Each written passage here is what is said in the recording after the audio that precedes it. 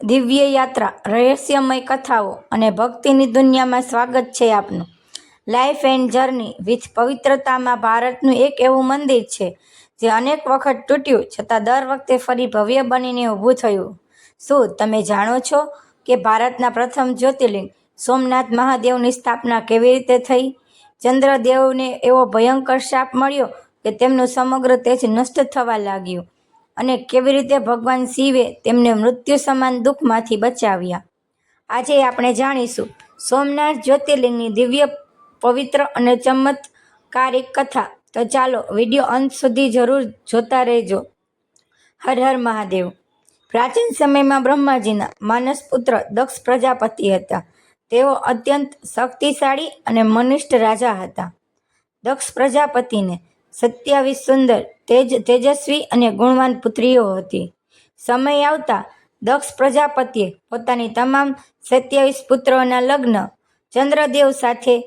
આ 27 પુત્રીઓ જ આજે 27 નક્ષત્રો તરીકે ઓળખાય છે. લગ્ન સમયે દક્ષ પ્રજાપતિએ ચંદ્રદેવને કહ્યું, હે ચંદ્ર, મારી તમામ પુત્રીઓને સમાન પ્રેમ, સન્માન અને અધિકાર આપજો. ચંદ્રદેવે આનંદપૂર્વક આ વચન સ્વીકારી લીધું. લગ્ન પછી થોડો સમય બધું સુખપૂર્વક ચાલતું, પરંતુ ધીમે ધીમે ચંદ્રદેવને પોતાની પત્ની રોહિણી સૌથી વધુ પ્રિય લાગવા. તેઓ મોટા ભાગનો સમય માત્ર રોહિણી સાથે જ પસાર કરવા લાગ્યા. આ કારણે બાકીની 26 પત્નીઓ ખૂબ દુઃખી રહેવા લાગી. અંતે તમામ બહેનોએ પોતાના પિતા દક્ષ પ્રજાપતિ પાસે જઈને પોતાની વ્યથા. દક્ષ પ્રજાપતિએ ચંદ્રદેવને સમજાવવાનો પ્રયત્ન કર્યો.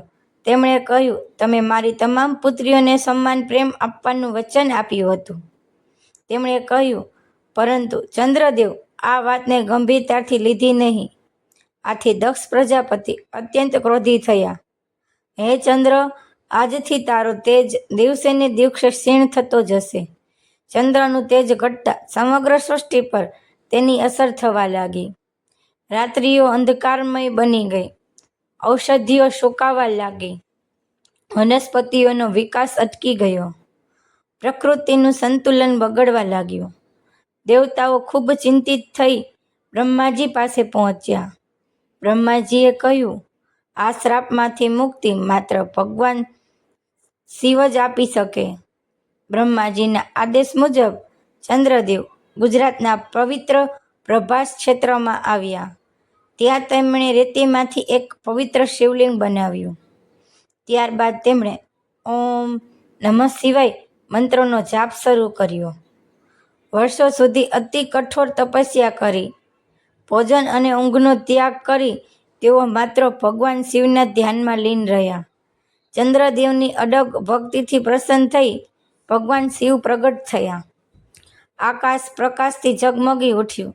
દેવતાઓએ પુષ્પ વર્ષા કરી. ભગવાન શિવ બોલ્યા, હે ચંદ્ર, હું તારી ભક્તિથી પ્રસન્ન છું. વરદાન માંગ. હે મહાદેવ, કૃપા કરીને મને દક્ષ પ્રજાપતિના શાપમાંથી મુક્ત કરો. દક્ષ પ્રજાપતિનો શ્રાપ પૂર્ણપણે દૂર થઈ શકતો નથી, પરંતુ હું તેને બદલાવી શકું છું. અત્યારથી ચંદ્રદેવ મહિનાના 15 દિવસ સુધી ધીમે ધીમે ક્ષીણ થાય છે અને પછીના 15 દિવસ ફરીથી પૂર્ણ તેજ પ્રાપ્ત કરે છે. આ જ કારણ છે કે જે આજે આપણે અમાવસ્યા અને પૂર્ણિમાનું દર્શન કરી શકીએ છીએ. હે મહાદેવ, આ પવિત્ર ભૂમિ પર સદા નિવાસ કરો જેથી બધા ભક્તોને આપના દર્શનનો લાભ મળે. ભગવાન શિવે તેમની પ્રાર્થના સ્વીકારી અને આ જ સ્થળે પ્રથમ જ્યોતિર્લિંગ તરીકે પ્રગટ થયા.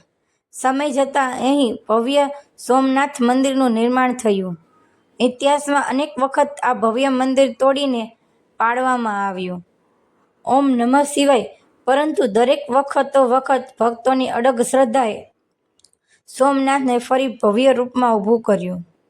ભારતને આઝાદી મળ્યા પછી સરદાર વલ્લભભાઈ પટેલના પ્રયાસોથી સોમનાથ મંદિરનું ભવ્ય પુનઃનિર્માણ થયું. આ કથા માત્ર ધાર્મિક પ્રસંગ નથી, પરંતુ ભક્તિ, વિશ્વાસ અને ભગવાન શિવની કરુણાનું જીવંત પ્રતીક છે. સોમનાથ મંદિરનો આ બાણસ્તંભ માત્ર એક પથ્થરનો થાંભલો નથી, તે પણ લખાયેલો સંદેશ આજે પણ સમગ્ર વિશ્વને આશ્ચર્યમાં મૂકી દે છે. અહીંથી દક્ષિણ ધ્રુવ સીધી રેખામાં એક પણ ભૂમિખંડ નથી. આ બાણસ્તંભ પર લખાયેલો સંદેશ એક અદ્ભુત રહસ્ય જણાવે છે. આ જ્ઞાન સોમનાથની પ્રાચીન વૈજ્ઞાનિક દ્રષ્ટિનું અનોખું પ્રતીક માનવામાં આવે છે. હજારો વર્ષ જૂનું આ જ્ઞાન આજે પણ અદ્ભુત લાગે છે. આ પ્રાચીન જ્ઞાન વિશ્વને આજે પણ ચકિત કરે છે. સોમનાથ માત્ર આસ્થાનું નહીં, પ્રાચીન જ્ઞાનનું પણ પ્રતીક છે. જો મિત્રો તમને આ વાર્તા પસંદ આવી હોય તો વિડીયોને લાઈક અને ચેનલને સબસ્ક્રાઈબ કરવાનું ભૂલતા નહીં. આભાર.